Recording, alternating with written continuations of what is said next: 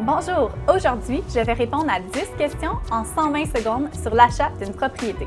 Es-tu prête, Valérie? Allons-y! Représentez-vous des acheteurs?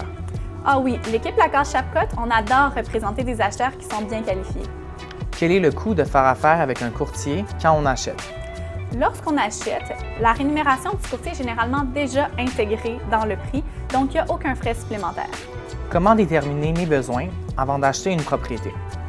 Donc, en premier, on va regarder les quartiers qui vous intéressent, les types de propriétés et votre budget. Ensuite, on va regarder votre style de vie. Avez-vous besoin d'une deuxième chambre, d'un bureau ou d'un garage? C'est comme ça qu'on établit les critères.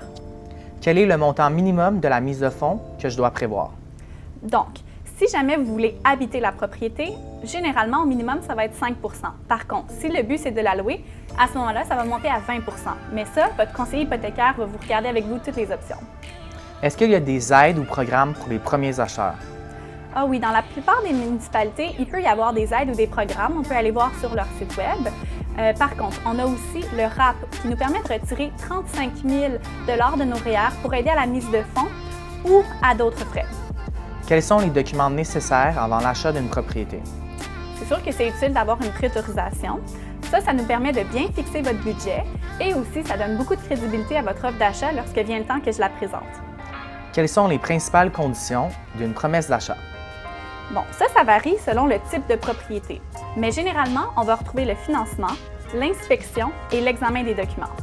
Est-ce que la propriété m'appartient aussitôt la promesse d'achat acceptée?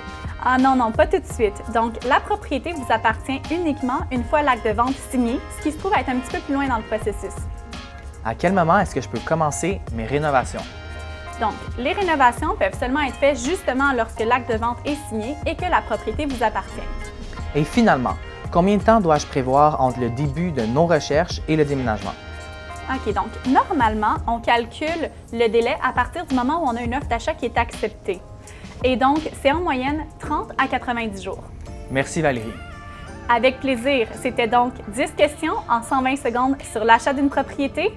Si vous pensez déménager dans le futur, n'hésitez pas à contacter l'équipe Lacasse Chapcotte.